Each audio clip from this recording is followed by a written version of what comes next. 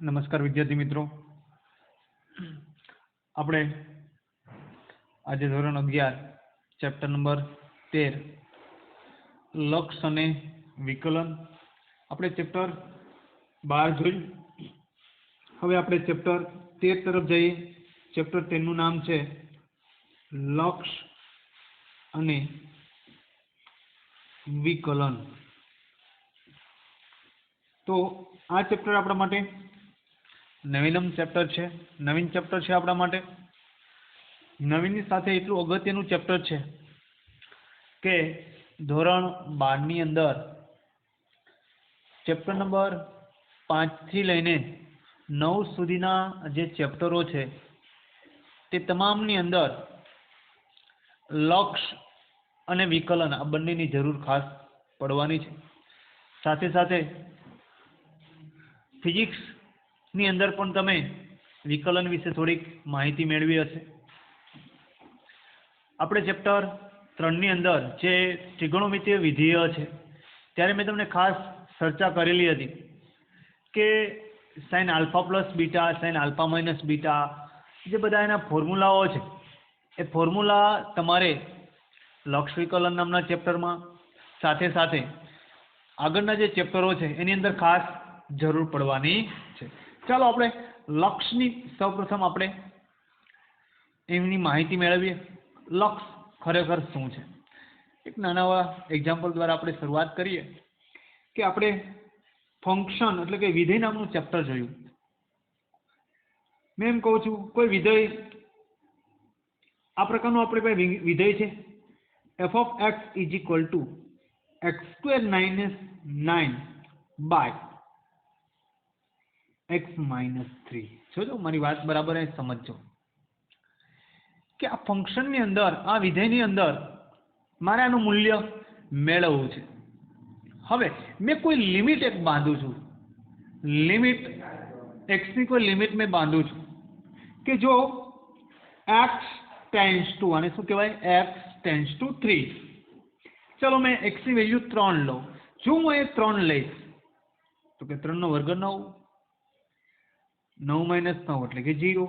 આ કન્ડિશનમાં આપણને મળશે. જ્યારે હું એ 3 લઈશ તો 3 માઇનસ 3 એટલે 0. આ તો આપણને અવ્યાખ્યાયિત સંદર્ભમાં મળે છે. કેવું છે? અવ્યાખ્યાયિત. અત્યારે માત્ર અને બેઝિક સ્વરૂપે સમજવાની કોશિશ કરજો. ખરેખર લક્ષ શું છે આપણે એ ફોર્મ્યુલાના સંદર્ભમાં સમજીએ. લિમિટ શું છે? તો x જેમ x ની વેલ્યુ 3 ને અનુલક્ષે છે તેમાં ફંક્શન છે એનું મૂલ્ય આપણને ખરેખર તો અવ્યાખ્યાયિત થાય છે. પરંતુ જો મેં આને કન્વર્ઝેશન કરી નાખું, જોજો એ સમજજો કે મેં આને ડિવિઝન કરી નાખું, x સ્ક્વેર માઇનસ 9 એટલે 3 સ્ક્વેર બાય x માઇનસ 3. આવું થાય કે ન થાય? અને આવું લખી શકાય? લખી શકાય. તેને x સ્ક્વેર માઇનસ y સ્ક્વેરના બે ભાગ પડે. શું પડશે? x માઇનસ y અને x plus y ડિવિઝનમાં x minus 3. તો આ બંને કેન્સલ થશે તો મળશે કેટલું? x plus 3. હવે હું સાહેબ લિમિટ મૂકી શકીશ. જ્યારે મેં x ની વેલ્યુ 3 અહીંયા મૂકું છું તો ખરેખર આપેલ ફંક્શન છે અવ્યાખ્યાયિત થઈ જાય છે. પણ મેં થોડુંક એને કન્વર્ટ કરીને આ ફોર્મમાં લાવ્યો તો હવે મેં x નું મૂલ્ય અહીંયા મૂકું, 3 મૂકું તો મને કેટલા મળશે? તો કે 3 ને 3 6 મળશે. જો અહીંયા હું x નું મૂલ્ય 3 મૂકું તો આપેલા ફંક્શનનું મૂલ્ય કેટલું મળશે? 6 મળશે. હવે અહીંયા બેઝિક ફોર્મ્યુલા દ્વારા તમે થોડુંક સમજો. અહીં હું એક કોષ્ટક દ્વારા તમને સમજાવવા માંગુ છું. ચાલો કે જ્યારે અહીંયા કોઈ x છે અને અહીંયા f of x છે. જોજો એ વાત સમજો. અલગ અલગ આપણે કિંમતો લઈએ, અલગ અલગ કિંમતો લઈ જોઈએ. ચાલો ભાઈ કે મેં જ્યારે x નું મૂલ્ય 3 લઉં છું અને અત્યારે આ તો માત્ર આપણે સાદુરૂપ માટેની વાત છે, અહીંયા વિચારણા કરીએ ત્યારેની વાત છે કે x નું મૂલ્ય અહીં મૂકીએ તો અવ્યાખ્યાયિત થાય છે. ચલો મેં x નું મૂલ્ય 3 લઉં છું તો મને ખરેખર મળે છે કેટલા? તો કે સાહેબ 0 મળે છે. અવ્યાખ્યાયિત છે. શું થાય છે? અવ્યાખ્યાયિત થાય છે. ઓકે, હવે મેં 3ની ડાબી બાજુની કિંમત અને જમણી બાજુની કિંમત લો, એટલે કે સાહેબ અહીંયા મેં 2.99 લઈ શકાય, અહીંયા 2.98 લઈ શકાય, અહીંયા 2.97 લઈ શકાય, અહીંયા 3.01 લઈ શકાય, અહીંયા 3.02 લઈ શકાય, અહીંયા 3.00 આ કોઈ પણ કિંમત લઈ શકાય. 0.3 લઉં, 3.1 લઉં, 3.2 એવી કોઈ કિંમત. ધેન નજીકની કિંમત, 3ની નજીકની કિંમત મેં લેવા માંગુ છું, એકદમ નજીકની કિંમત. હવે આ જે સાઈડ છે અને આ સાઈડ છે, બંને સાઈડ અલગ અલગ ડિવિઝનમાં વિચારો કે જેમ x નું મૂલ્ય મેં આ ડાબી સાઈડ છે, કેવી બાજુ છે? ડાબી બાજુ, અને આ છે જમણી બાજુ. આ ડાબી બાજુ છે અને આ કઈ બાજુ છે? જમણી બાજુ છે. હવે જેમ x નું મૂલ્ય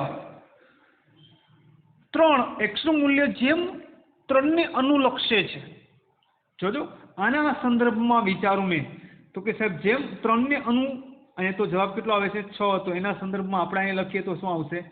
6 એનું મૂલ્ય આવશે, રાઈટ. અહીંયા માત્ર પહેલા સંદર્ભે વિચાર્યું છે, જ્યારે અહીંયા મેં લીધેલું છે ત્યારે આ સંદર્ભે વિચારું મને 6 મળે છે. તો મેન વાત કે જેમ x નું મૂલ્ય નજીવી કિંમત જેમ x 3 ને અનુલક્ષે છે તેમ ફંક્શન મને કેટલું મળે છે? 6 મળે છે. તેવી રીતે મેં ડાબી તરફથી લઉં કિંમતો કે જમણી તરફથી લઉં, જો ડાબી તરફનું લક્ષ હશે, લક્ષ એટલે લિમિટ, એને ડાબી બાજુના લિમિટને આપણે દર્શાવીશું limit x tends to a minus, અને જમણી બાજુનું લખશું લિમિટ આ રીતે લખાશે x tends to a plus. બરાબર. હવે જેમ અહીંયા તમે કિંમતો મૂકતા જાઓ છો એમ તમને x નું મૂલ્ય તમે જેમ અને અનુલક્ષો છો, નજીકની કિંમત તરફ જાઓ છો, હે જો અહીંયા મૂકવા માટે તમે 2.97 સ્ક્વેર માઇનસ 9 બેટર છે, તમને x નું મૂલ્ય તમને મળી જાય છે. x નું મૂલ્ય 2.97 ને 3 એટલે કેટલા થશે? કેટલા થશે ભાઈ? 2.97 વત્તા તમે કેટલા કરવાના છે? 3 એટલે તમને કેટલા મળશે? તો કે સાહેબ 5. તમને x ખરેખર મળેલા કેટલા છે? x મળેલા છે તમને, જોજો વાત સમજો, x તમને 3 આપેલા અને તમે જેમ અને અનુસરશો, મતલબ કેવો છે કે f of x નું મૂલ્ય તમે 2.97 લ્યો, ચલો આ 2.97 લ્યો, 2.97 ને 3 એટલે કેટલા આવશે? 5.97. અહીં કેટલા આવશે? 5.98. અહીં કેટલા આવશે? 5.99. અહીં 0 લખ્યો છે પણ આપણે 6 લખી નાખીએ, આ સંદર્ભે વિચારીએ. ચલો અહીં કેટલા આવશે? અહીંયા કેટલા આવશે? તો કે 3.1 લો તો કેટલા આવશે? 6.01, 6.02, 6.03. અને તમે જેમ જમણી બાજુ તરફ જાશો, ડાબી બાજુ તરફથી જાશો તો આ ડાબી બાજુનું લક્ષ છે, આ કેવું છે? જમણી બાજુ. જેમ x છે, x નું મૂલ્ય મેં જેમ 3 લઉં છું, જેમ 3 ની નજીકની કિંમત જાઓ છે તેમ ફંક્શન છે એ કોને અનુલક્ષે છે? તો કે 6 નું મૂલ્ય મળે છે. શું મળે છે? 6 ને અનુલક્ષે છે. તેવી રીતે જેમ જમણી બાજુ તમે જમણી બાજુ તરફ જાઓ છો તો તમને કઈ કિંમત મળે છે? તો કે સાહેબ તમે જેમ 3 ની નજીક જાઓ છો તેમ પણ તમને મૂલ્ય કેટલું મળે છે? તો કે સાહેબ તમને આપેલ જે ફંક્શન જે છે એ શું કોને અનુલક્ષે છે? તો કે સાહેબ એનું મૂલ્ય 6 આવે છે. જેમ 3 નજીક જાય છે તો તમને ખબર પડી ગઈ હશે મેન વેલ્યુ કેવી છે કે આપેલા ફંક્શનની અંદર આપેલું જે ફંક્શન જે છે સાહેબ તમે સીધા 3 મૂકશો તો અહીં તો વ્યાખ્યાયિત થાય છે, તમે એને આ રીતે વિસ્તરણ કરીને કામ કરશો તો તમને મળે છે, પણ ખરેખર લિમિટ શું છે? મતલબ એવો છે કે અહીંયા દાખલા તરીકે આ રીતે સિમ્પલ વસ્તુ સમજીએ કે ભાઈ અહીંયા કોઈ માણસ છે અને એ માણસ અહીંયા સ્ટેપ ભરશે, બીજો કોઈ માણસ અહીંયા છે, સમજી લો. હવે એક વસ્તુ સમજો, એ માણસ અહીંથી અહીંયા આવશે, આ માણસ, તો આ માણસની લિમિટ અહીંયા છે, તો આ માણસની લિમિટ ક્યાં જતી રહેશે? તો કે સાહેબ અહીંયા જશે. આ ખરેખર લિમિટ છે. ફંક્શન, કિંમતો આ બધાની લિમિટ આ સંદર્ભે જ કામ કરે કે આપેલ ફંક્શન x જેમ આપેલી કિંમતને અનુલક્ષે છે તેવી રીતે ફંક્શન છે તે x ને અનુલક્ષે છે, તો કે એના મૂલ્યને અનુલક્ષે છે. તો લિમિટ બંને તરફથી હોય અને બંને તરફથી અલગ અલગ લિમિટ હોય, ક્યારેક સમાન લિમિટ મળે, તો ખરેખર ડાબી બાજુનું લક્ષ છે તેને તમે આપણે ગાણિતિક ભાષામાં લખવું હોય તો ગાણિતિક ભાષામાં આપણે શું લખશું? જોજો, તો કે ગાણિતિક ભાષામાં આપણે લખવું હોય તો આપણે આ રીતે લખશું. જોજો, ડાબી બાજુનું લક્ષ, ડાબી બાજુનું લક્ષ, ડાબી બાજુનું જે લક્ષ છે ત્યાં નિશાની કેવી આવશે? માઇનસ આવશે. એટલે કે જોજો, આપણે જે આ 3 લીધા છે તે કોઈ સંખ્યા છે. ચલો કે મેં એમ કહું a belongs to r, a એટલે કોઈ સંખ્યા છે, r માંથી છે, ની ડાબી બાજુએ આપેલ જે સંખ્યા છે એની ડાબી બાજુએ કઈ આવે? તો આ બધી ડાબી બાજુ આવે. આ બધી કઈ બાજુ આવે? જમણી બાજુ આવે. રાઈટ. તો ની ડાબી બાજુએ આવેલા બિંદુઓ દ્વારા મેળવાતી વિધેય, કોઈ વિધેય છે આવું, વિધેય f ની અપેક્ષિત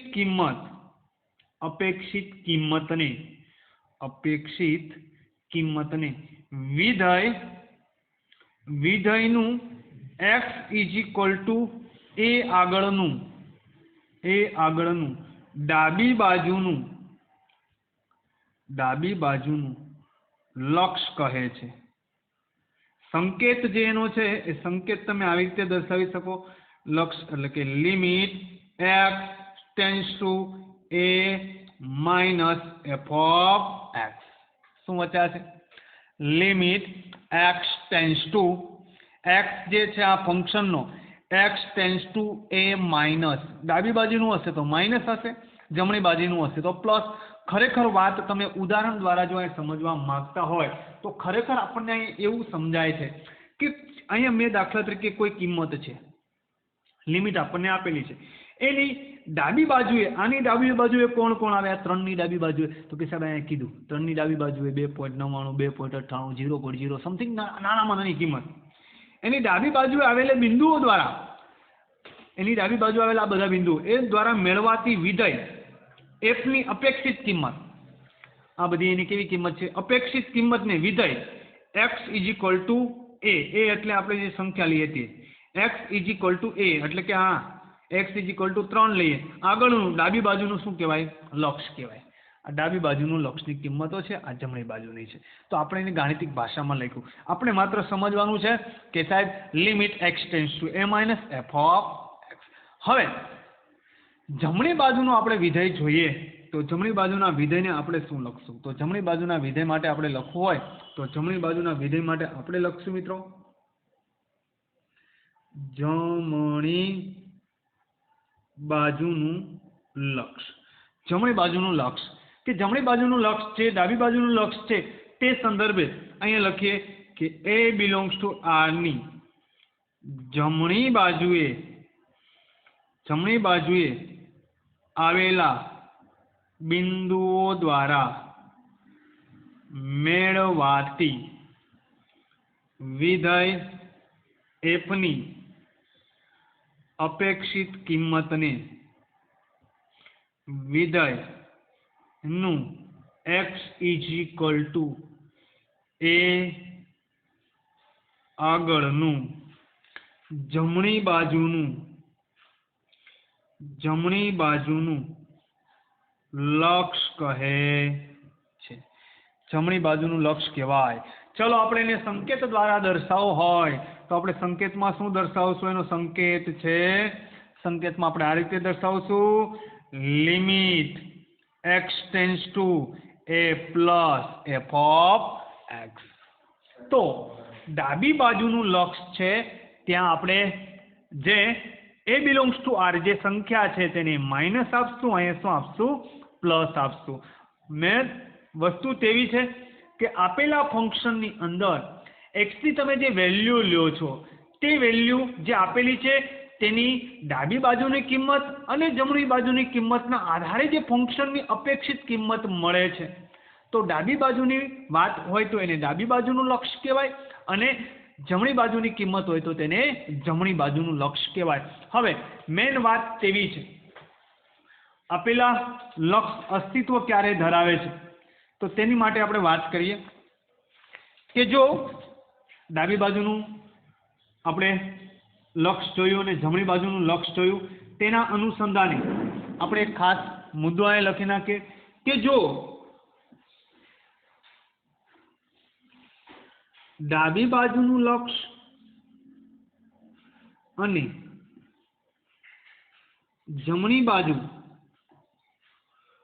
લક્ષ એકરૂપ હોય એટલે કે સમાન થાય. કેવું થાય? સમાન થાય. તો આ સામાન્ય કિંમતને વિધેય f નું x = a આગળનું લક્ષ કહે છે. બરાબર. એટલે કે ખરેખર કેવું છે ખબર છે? વાત એમ છે કે limit x tends to a minus f of x is equal to limit x tends to a plus f of x. આ બંને સમાન હોય તો limit x tends to a f of x is equal to l. તો તમને કાંઈક તો આપેલા વિધેય જે છે એનું લક્ષ તમને મળે, નકર મળશે નહીં. એટલે કે ડાબી બાજુનું લક્ષ અને જમણી બાજુનું લક્ષ કેવું હોય? સમાન હોય. અને ખાસ યાદ રાખજો, 12માની અંદર પણ આપણે જે સતતની વાત આવશે કે આપેલ બિંદુ આગળ સતત છે કે નહીં એ જાણવા માટે સાંકળનો જે નિયમ આવશે તેની અંદર ખાસ આની જરૂર પડવાની છે. એટલે કે ડાબી બાજુનું લક્ષ અને જમણી બાજુનું લક્ષ સમાન હોય તો આપેલ ફંક્શનનું આપણને લક્ષ મળશે અને એના બરાબર આપણે શું કહી શકીએ? l. આના બરાબર y કેવું હોય તો પણ ચાલે. હવે વિદ્યાર્થી મિત્રો તમને ખાસ ખ્યાલ આવી ગયો હશે કે ખરેખર લક્ષ શું છે. કોઈ કિંમત જે છે આપેલા ફંક્શનની અંદર તમે એને પુટ કરો છો, મૂકો છો, અને ખાસ આ ચેપ્ટરની અંદર આપણે યાદ રાખશું કે જો કિંમત મૂકશું અને અંશ અને છેદ ની અંદર 0 આવશે એટલે કે 0/0 આ સ્વરૂપનું જો જ્યારે સમીકરણ આવશે ત્યારે એવું કોઈ આપણને મૂલ્ય મળશે, અસ્તિત્વમાં નથી તેવું મૂલ્ય મળશે, ત્યારે આપણે આપેલા ફંક્શન છે એને અલગ અલગ અવયવીકરણ, અલગ અલગ નિયમના આધારે એને પરિવર્તન કરી અને કેન્સલેશન કરી ત્યારબાદ આપણે એની લિમિટ મૂકશું, અન્યથા આપણે લિમિટ મૂકશું નહીં. ઓકે, ચાલો હવે આપણે થોડા ગુણધર્મો જોઈએ કે જો f અને g એવા બે વિધેયો છે. ચાલો આપણે બે વિધેયની વાત છે, અલગ અલગ બે વિધેય. f અને g બે એવા વિધેયો છે કે જેથી limit x tends two f of x અને limit x tends to a g of x અસ્તિત્વ ધરાવે છે. કોઈ પણ વિધેય છે એની લિમિટ અસ્તિત્વ ક્યારે ધરાવે કે ડાબી બાજુનું લક્ષ અને જમણી બાજુનું લક્ષ સમાન હોય તો આ અસ્તિત્વ ધરાવે.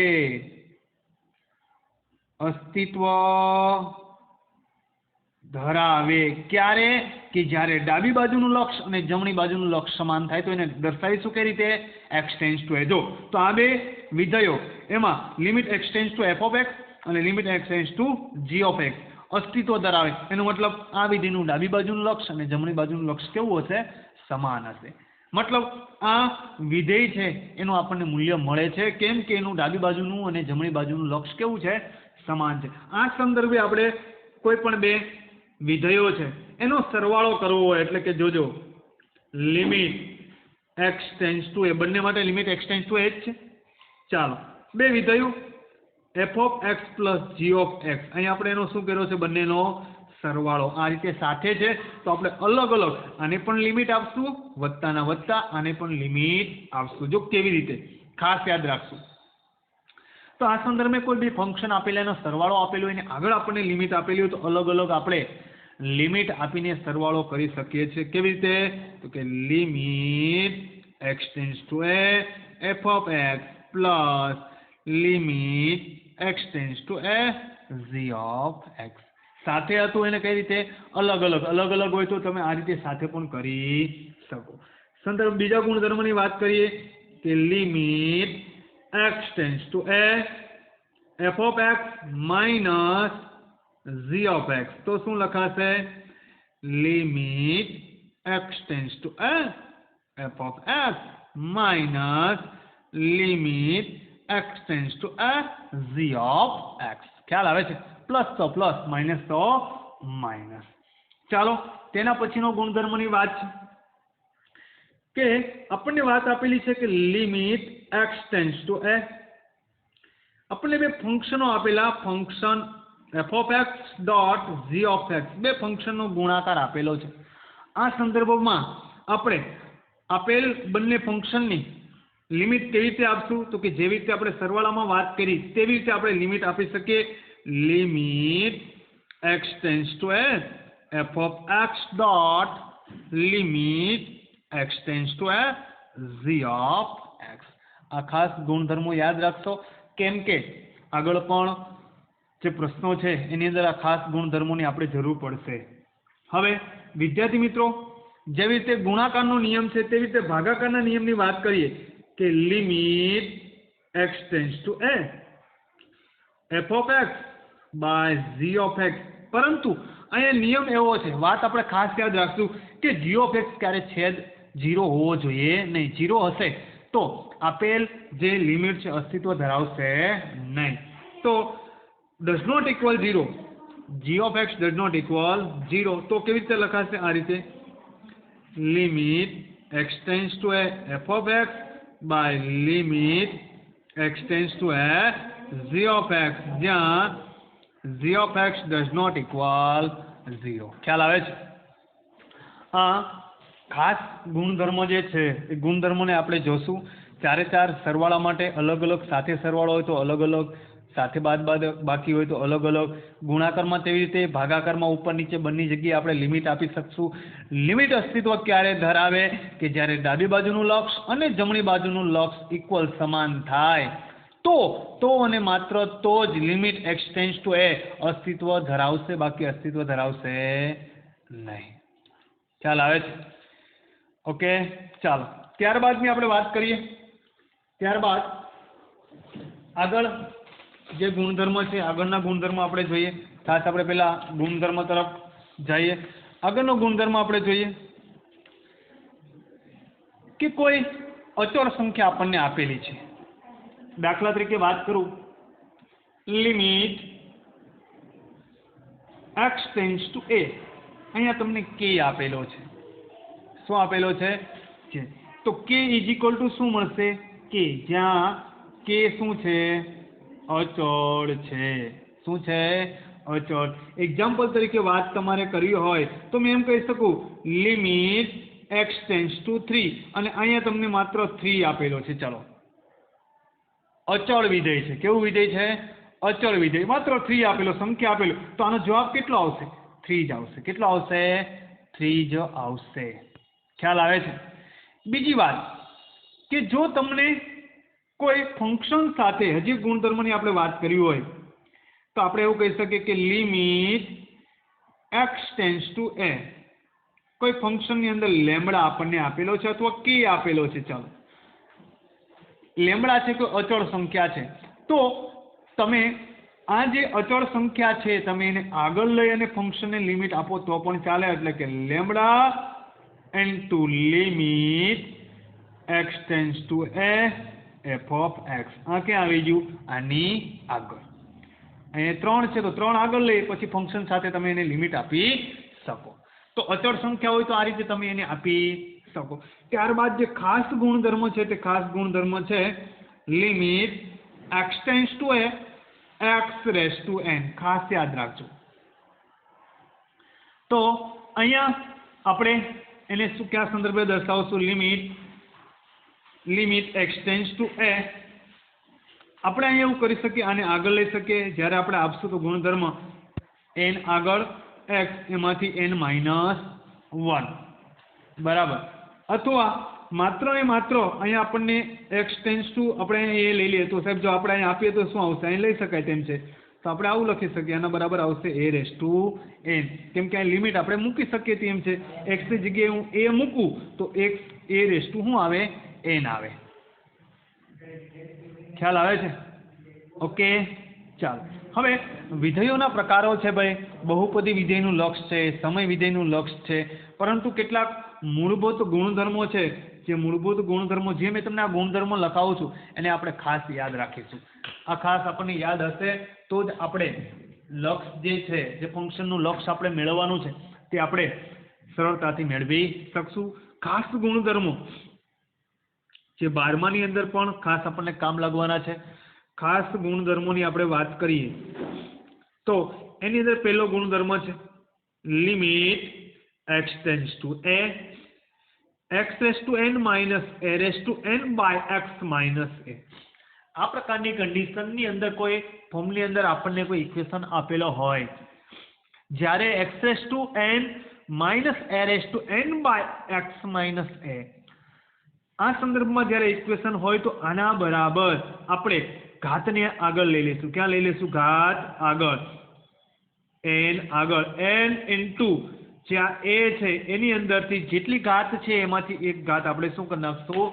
ઓછું. ખાસ ગુણધર્મ યાદ રાખશો કે જ્યારે x⁻n-a એટલે કોઈ અચળ સંખ્યા છે, વાત સમજી લો નહીં, અને x છે ધન છે, બરાબર, તો આ સંદર્ભની અંદર ત્યારે ઘાત આગળ, a⁻ એક ઓછો. આ ગુણધર્મને આપણે ખાસ યાદ રાખીશું મિત્રો. હવે ત્યારબાદ બીજા ખાસ ગુણધર્મની વાત કરીએ તો કે લિમિટ x⁻0 sin x. ચાલો મેં લિમિટ આપી શકું તેમ છું, x ની જગ્યાએ 0 લો. જો તમે લિમિટ ક્યારે ન આપી શકો કે જ્યારે ફંક્શન છે અસ્તિત્વ ન ધરાવે, એટલે કે સાહેબ અવ્યાખ્યાયિત બની જાય ત્યારે ન આપી શકો, બાકીના સંદર્ભમાં તમે લિમિટ આપી શકો છો. ચલો મેં 0 મૂકું, sin 0 નું મૂલ્ય કેટલું થાય તો કે sin 0 0. તેવી રીતે મારે કોસની વાત કરવી હોય, લિમિટ x⁻0, ચલો cos x, અહીં મેં 0 મૂકીશ cos 0 તો કે સાહેબ એનો જવાબ આવશે 1. શું આવશે? 1. હવે ખાસ મુદ્દો, મહત્વનો જે મુદ્દો હતો તે મુદ્દો છે આપણો આ. એની સાથે બીજા ખાસ મુદ્દાની વાત કરું કે લિમિટ x⁻0 sin x/x હોય, sin x/x આ સંદર્ભમાં તમને જ્યારે ફોર્મ આપેલું હોય તો એનો જવાબ આવશે 1. શું આવશે? 1 આવશે. ખાસ આ સેકન્ડ મુદ્દો. ત્યારબાદ કે લિમિટ x⁻0 tan x/x તો એનો જવાબ પણ શું આવશે? 1 આવશે. sin θ ના છેદમાં θx આપેલો હોય તો એનો જવાબ 1 આવે, tan x ના છેદમાં x તો જવાબ શું આવશે? 1. તેવી રીતે થર્ડની વાત કરીએ કે લિમિટ x, જો આ ખાસ બધા જે મેં મુદ્દા તમને લખાવું એને તમારે યાદ જ રાખવાના રહેશે. યાદ રાખશો તો જ તમે કોઈ પણ ક્વેશ્ચન છે એની અંદર ક્યારે કયું સૂત્ર લગાવવું એ તો જ તમને ખ્યાલ આવશે, બરાબર. Last 1 - cos x/x, 1 - cos x/x આ સંદર્ભમાં કોઈ ફોર્મેટ આપણને આપેલું છે તો એનો જવાબ શું આવશે? 0. ખાસ વસ્તુ જે એક આ છે, સાથે આ છે, આ અને એક આ 4 મુદ્દાને અનુલક્ષીને આપણે આગળના વિડીયો લેક્ચરની અંદર આપણે લક્ષને લગતા જે ક્વેશ્ચનો આપેલા છે એનું સોલ્યુશન કરશું. ખાસ એક વાત યાદ રાખશું કે કોઈ પણ લક્ષ જે છે લિમિટને આપણે મૂકતી વખતે જો આપણે લિમિટ મૂકીએ અને આપેલ ક્વેશ્ચન છે અસ્તિત્વ ધરાવતું નથી એટલે અવ્યાખ્યાયિત બની જશે તેવા સંદર્ભમાં આપણે લિમિટ મૂકશું ને, એટલે કે 0/0 સંદર્ભમાં, એટલે કોઈના છેદમાં 0 આવી જશે તેવા સંદર્ભમાં આપણે લિમિટ મૂકી શકશું નહીં. જ્યાં સુધી એ 0 આવતું બંધ થઈ જાય ત્યાં સુધી આપણે આપેલા જે સમીકરણ છે એનું સાદુરૂપ આપશું અને જ્યારે બંધ થઈ જશે ત્યારબાદ જ આપણે આપેલ ફંક્શનની અંદર એક્સનું લિમિટ મૂકશું, અન્યથા આપણે લિમિટ મૂકશું નહીં.